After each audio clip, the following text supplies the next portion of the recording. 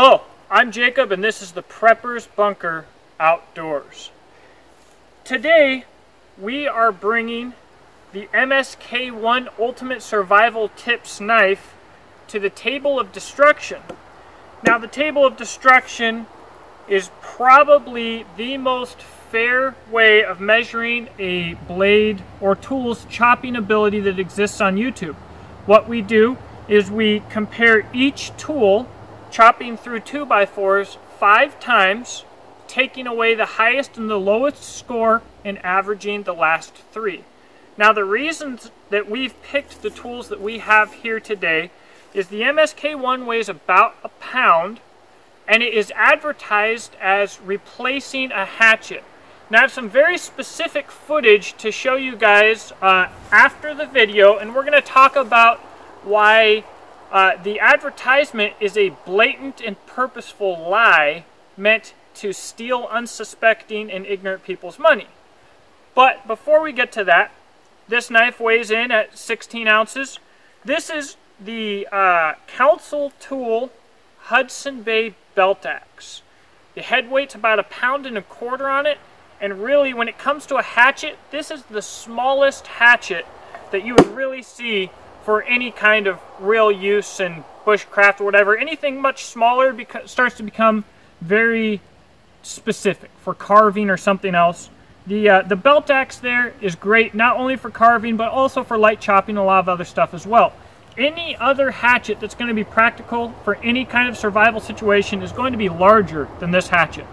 We also here have the Ontario SP5 Survival Bowie, and this knife is actually only 15 ounces, so it's lighter weight than the MSK1, and it packs a punch, almost a 10-inch blade.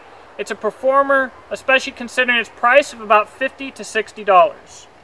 And then what we have here is the Dark Timber Kodiak at 16 ounces with an 11-inch blade. This knife is the standard to which all others will be compared to today. I'm actually not going to be using it for chopping because I just did a video where I did exactly that on the same set of 2x4s. This knife took on average just over 12 chops to get through a 2x4. So for weighing only 1 pound, the reason that this is the standard is because this is the lightest weight tool that I would really consider to even start getting into a category where it could replace a hatchet. So, with that being said, real quick guys, this channel is not funded through YouTube, AdSense, or through brand sponsors. So, this channel does not take any money from manufacturers. I'm going to give you exactly the truth, exactly as I find it. This channel does generate revenue, though, through sales at my website, which is beachandtactical.com, where I make survival and tactical gear like this sling, slings for rifles, fire kits, pouches. It's also funded through Patreon directly, through some of my greatest supporters who I hugely appreciate and make this channel possible. And I'm also a brand ambassador for Grunt Style Patriot Apparel. If you like America and you want to wear cool clothes, which happen to come with lifetime guarantees, by the way, check out the link below for Grunt Style, and I'll even give you a 10% discount coupon. So all of those links will be in the description box below. And real quick, all of the results from this test will be recorded in the Book of Wisdom here. This was made by Spirit of the Bear Designs. I will put a link to him as well. So, let's get to it. To make this even more fair, each of the 5 rounds will be started by a different tool. So for round 1, we're going to start with the belt axe. Round 2 will be the SP5. Round 3, the MSK1, and so on and so forth. So each round will be started fresh. Round 1 is starting with the Council Tool belt axe. Excuse me.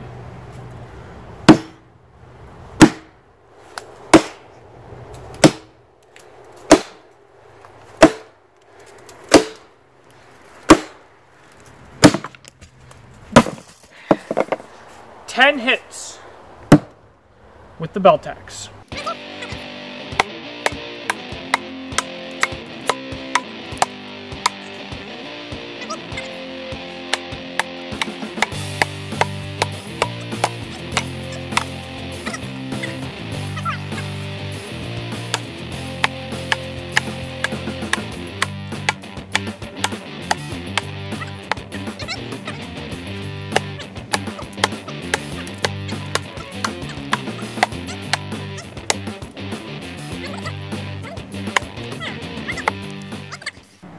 All right, round one, the Ontario SP5.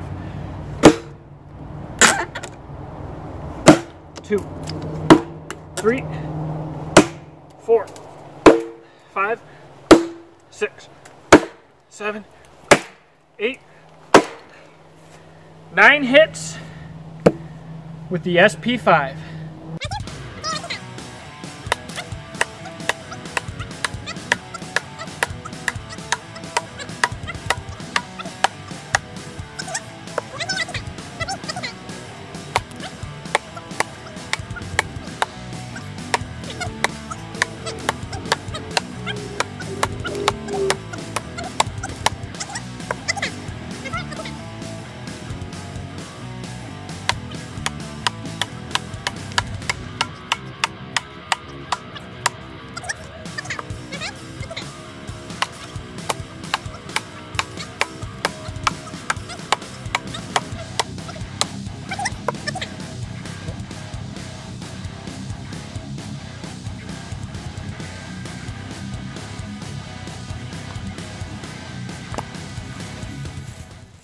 You know, I always wondered why YouTube channels never compared knives like this. But at this point in my channel, I realize why. It's just not fun. It's not what I want to be out doing right now. It's a lot of work. I'm always buying 2x4s. Luckily today, my sister Zoe is out here filming for me. You gonna say hi, Zoe? No? So it always makes it a lot better having someone filming for you, because when you're out here doing this by yourself, all the setup, all the different angles, getting all the frames right, it sucks. So I appreciate you, Zoe. But anyways, I'm almost halfway done, and I guess there's just a lot that goes on behind the scenes here that maybe people don't realize.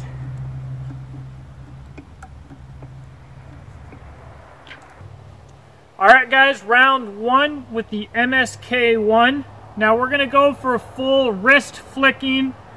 Maybe even a snap cut will help in this situation, although I doubt it. The one thing that you need to know beforehand, you will not look the same when chopping with a 10-inch knife, with a knife with a 10-inch blade, and with a knife with a 5-inch blade. It's just physics. You can't get the same momentum. It won't look the same, but we're going to give it a go at 100%. All right. 1, 2, 3, 4, 5, 6, 7, 8, 9, 10, 11, 12, 13, 14, 15, 16, 17, 18, 19, 20, 21, 22, 23, 24, 25, 26, 27, 28, come on, 29, 30, 31, 32, 33. 33 hits. Now, to chop with this knife at all, you've got to choke down on it. Even in Dave's videos, he's using about 2 fingers on it. And so this thing will just beat the piss out of your hand. 33.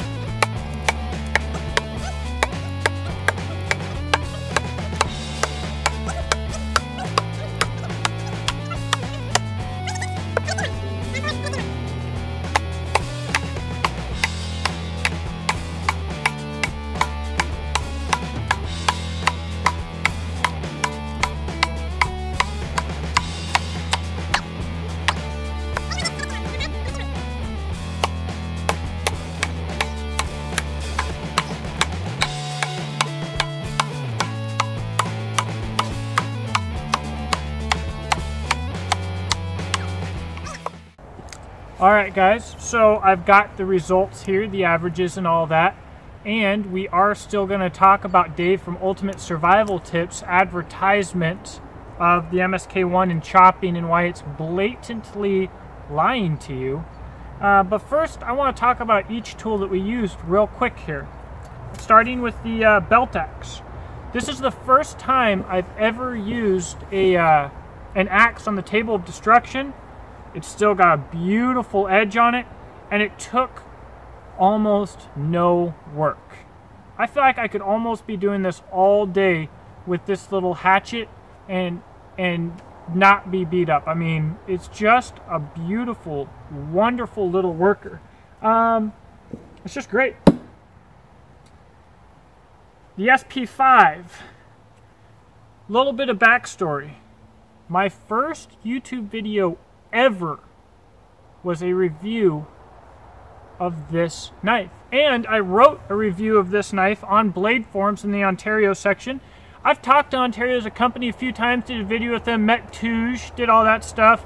Nice people, and I talked to them about some of the downfalls that they saw on this knife, and they agreed to a certain extent. Here's what you need to know, Ontario.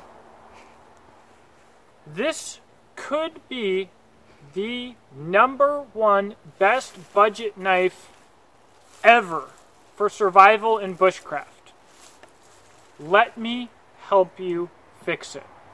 Rubber handle can definitely tend to beat you up, especially here at the pinky. Sharpened swedge here is completely unnecessary. This knife is an amazing performer. As it stands, if you've got $50 that you want to spend on a large chopper, this is it. Such a great knife, and I'm going to go back to doing more videos on this knife. Like I said, it was the first review I ever did, and it deserves some more.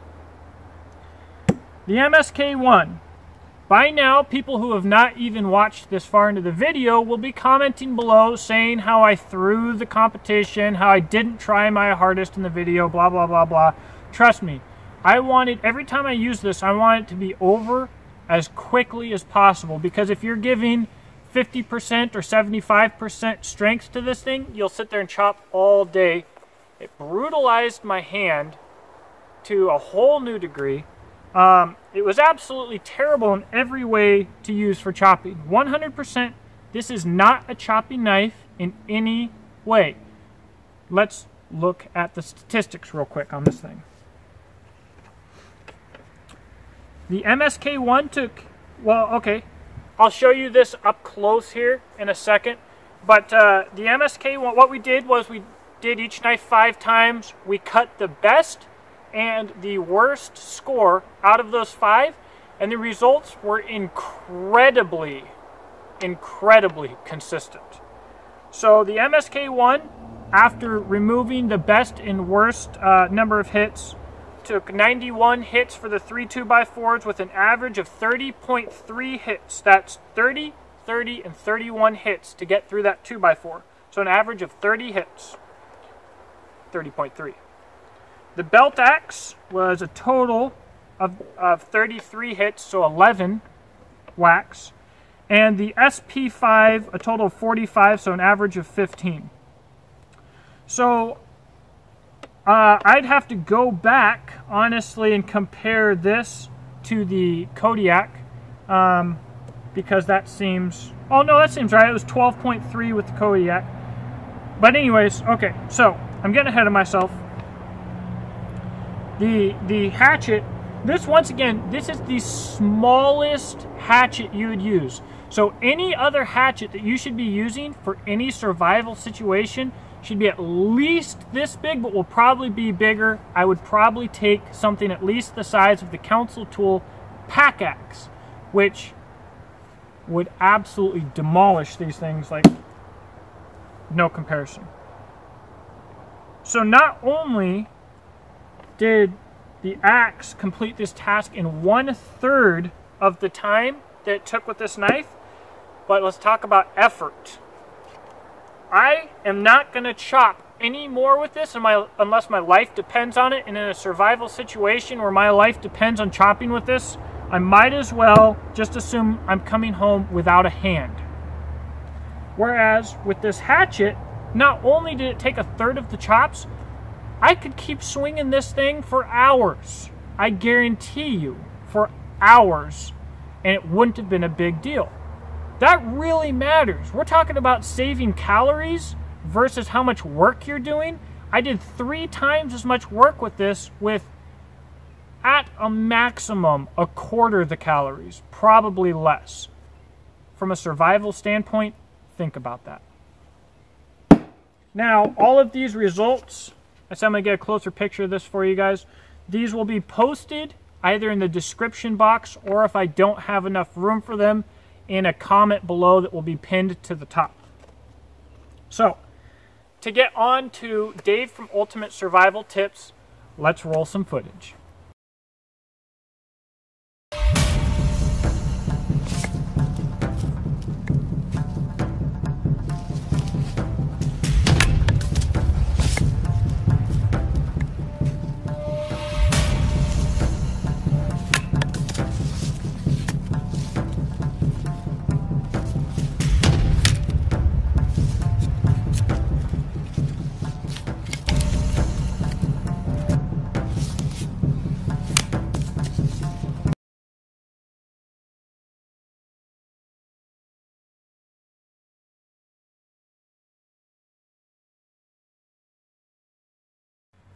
Alright, here's what I want you guys to think about. Dave at Ultimate Survival Tips has said many times that he doesn't really actually need a hatchet. It's clear from this video, if he's telling the truth, which he's not, but he doesn't even know what a hatchet is for. A hatchet in a survival situation is not for playing your ninja music and chopping already dried, seasoned, chainsaw cut, quartered logs. Yeah, that has nothing to do with survival at all. To make it worse, check out this little clip.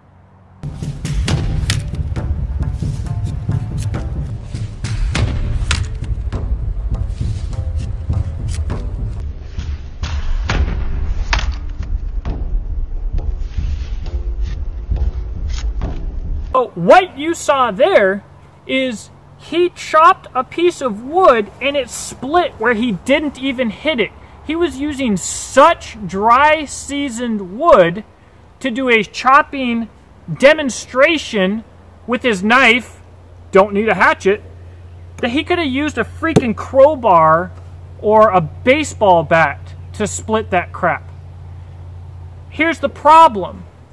As an Ultimate Survival Tips guy who works at a survival school, he knows that splitting pre-cut, dried, seasoned firewood has nothing to do with survival.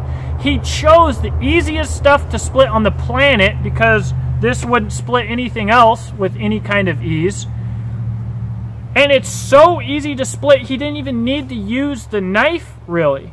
It was absolutely set up to make you believe something that is a purposeful lie. That is what a snake does. That is a wolf within the bushcraft community who exists to take advantage of you and to steal your money.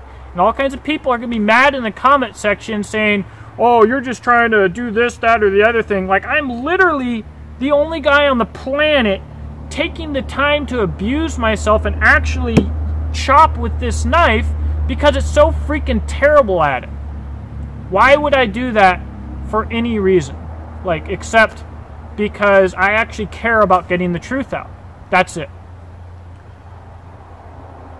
Whew! We're going to do a video soon about Dave and Ultimate Survival Tips behind the scenes. The truth about Dave at Ultimate Survival Tips that I've only learned recently. But, long story short, guys, this video, honestly, besides the fact that it needed to be done to get the truth out there, was a waste of my time. I'm not doing this video for people that know about knives, because if you know about knives and survival and you look at this, you're like, that's not a chopper. Like, what are they... Like, Zoe looked at that and she's like, that doesn't look like a chopper.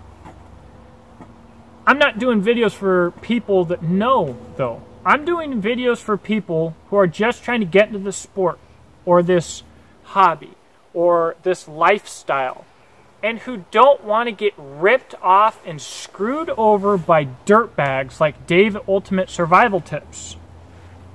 I wouldn't spend $300 on this knife. I wouldn't spend $100 on this knife. I wouldn't spend $10 on this knife because it's made out of D2. The handle sucks for chopping. While on this topic, he's going to advertise this as one of the thickest knives made, revolutionary, this, that, and the other thing. The Becker BK2 and the SE5 are essentially the exact same thing, except without a survival kit in the handle. They cost $80 to $100. They are of quality steel, not crap D2. They're made in America. They're way better, and they're not advertising them as choppers. So, real quick, to wrap this up, and I've seen this too, anybody that tells you that they haven't needed a hatchet since they got a BK2 or an SE5, they have no idea what they're talking about. They have an imaginary survival blade that they've done imaginary trips on. They have no clue what's going on. Not a chopper at all. If this knife was made out of a proper steel with a proper grind, it could be a survival knife in the sense that it would be extremely tough, easy to sharpen, and packable, I guess, but it will never, ever, ever be a chopper or replace a hatchet, which for some reason has become this marketing concept that everyone wants to do. Let's replace the hatchet and save people weight. Well, there's one way to replace the hatchet and save people weight. Look at people who are actually doing survival in the Civil War. It's with something big. If you want to take something big and make it small, it's not going to replace a hatchet. It's physics. This is not opinion. This is not one guy's viewpoint. You can't get around the physics of a knife with this handle geometry, blade geometry, and weight distribution will never, ever, ever be a chopper. It's not opinion. It's physics. It's fact. I don't care if you put this thing on a lanyard and swing it like a freaking ninja, like probably the people that Dave is marketing to. It will never be a chopper. So there you go. Ontario, let me help you with this. I can make this the best-selling knife in freaking America. I'm telling you. Just because you've already got a pretty good knife. It's not even because like I'm in love with Ontario or anything. I'd do it for any American industry that's already got a quality piece, but guys, you're so close to a legendary knife at a price point that everybody in America could buy. Why not take it to the next step? Let me know what you think in the comments section below. I appreciate having you guys. Whether you like the video or you hate it, give me a thumbs up, give me a thumbs down, share it, comment. At the end of the day, I hope that you got some level of education from it and that you have a blessed day. Thank you for watching.